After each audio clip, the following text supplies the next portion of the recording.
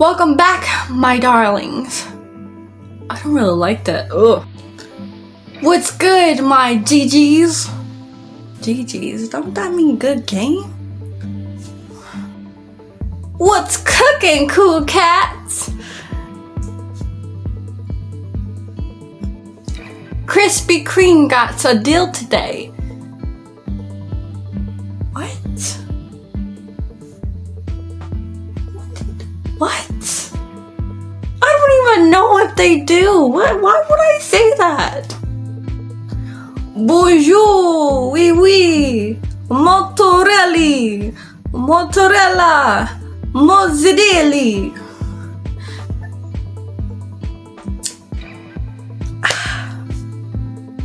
What's up, guys? Welcome back to another challenge video, where today I see how many donuts I can stuff inside my mouth before I get full.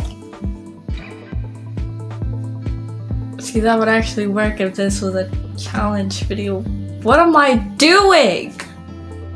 Hey guys, welcome back to my channel, and today, chapter 2 of Nancy Drew and the Clue Crew. See, why couldn't I just do that first? See, that was way, but that was so much better. I'm gonna edit this out. How is your day going? Stop right there. I don't really care. I was just kidding. Of course I want to know how your day went.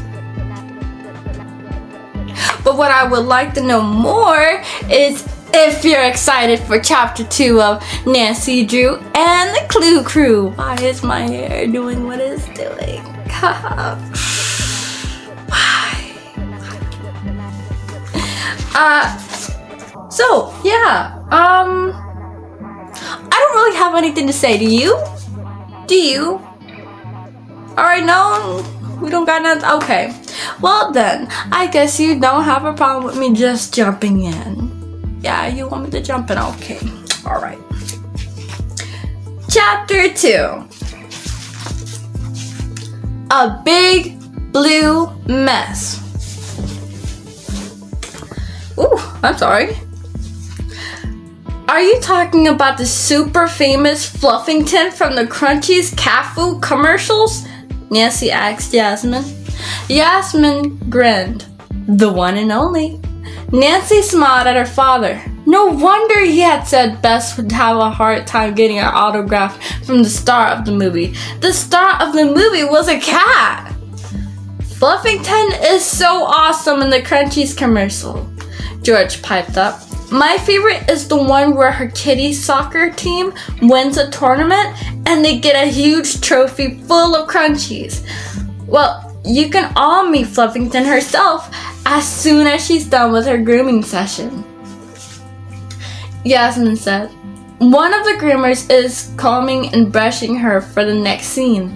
In the meantime, why don't I introduce you to some of the humans on our set? Sounds great, Mr. Drew said.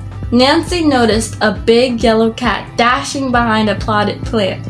That's not Fluffington, is it? She said, confused. I thought Fluffington was white. That cat is a stray who hangs out here sometimes, Yasmin explained. We call him Honey Mustard. He's kind of unusual because he has 6 toes on each paw. That's a lot of toes, Bess said. Yasmin proceeded to lead them around the studio. She introduced them to the actors who played Mr. and Miss Mitchell, followed by the actors who played the alien family, the Graysons. Pom Pom, a small silver poodle who was the doggy star of the show, was sitting on Miss Grayson's lap. Yasmin also introduced them to a young guy with curly black hair who was sitting in the front of a fancy-looking computer. This is Tucker Diaz, our CGI guy, Yasmin said. What does CGI stand for? Bess asked him. Computer-generated imagery, Tucker replied. You girls see the movie pigs in space? That was a totally awesome movie, George said. Well, those pigs weren't really pigs. They were images created by people like me on the computers, Tucker said. You know, how your parents take home movies of you on their video cameras? Imagine if you could create a dinosaur on your computer and add it to one of your parents' movies. It would look like you were hanging out with the dinosaur in your very own backyard, right? Well, that's what I do. Cool, Beth said. For this movie, I'm creating a whole bunch of computer images of Fluffington and Pom Pom, Tucker went on.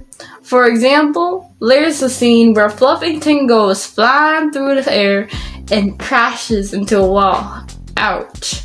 I'm creating a computer image of Fluffington flying and crashing so the real Fluffington doesn't have to, he added. When you see the movie, you won't be able to tell the difference between the real Fluffington and the computer-generated Fluffington. Oh wow, Nancy said. Tucker lowered his voice. I'm trying to convince Mr. Banner to forget about Mr. Fluffington and Pom Pom altogether and use nothing but computer images of them. Animal actors are too unpredictable. Computers are way more reliable. He patted the top of his computer as though he were petting a cat. Tucker, Yasmin said with a frown. Nancy glanced at Yasmin, then at Tucker. She wondered why Yasmin seemed unhappy about what Tucker had just said. Yasmin gestured to Mr. Drew and Hannah. Why don't we move along? Brett should be done with his call by now. Terrific, Mr. Drew said. They all said goodbye to Tucker. Yasmin led them past two actors rehearsing a scene and over to a corner office. The door was closed. Yasmin knocked. Brett! She called out. The door opened. Brett Branner was tall, tan, and bald. He was dressed in black jeans and a pink t-shirt with a cartoon picture of a chicken on it. He wore a fancy-looking gold watch on his wrist. Yes, I'll have to get back to you on that, Mr. Banner said into a tiny cell phone. Then he snapped it shut and extended his hand to Mr. Drew. Carson, it's good of you to come all the way out to California. Who are these lovely people you brought along? Introduce me. Mr. Drew shook Mr. Banner's hand. He introduced Hannah, Nancy, George, and Bess. Mr. Banner smiled at the three girls. How old are you? 20? 25? He joked. Nancy giggled. We're 8. We're in the 3rd grade, Bess added. 3rd grade, Well, Mr. Banner looked thoughtful. It just so happens that we need 3 3rd graders as extras for the movie. Do you know what extras are?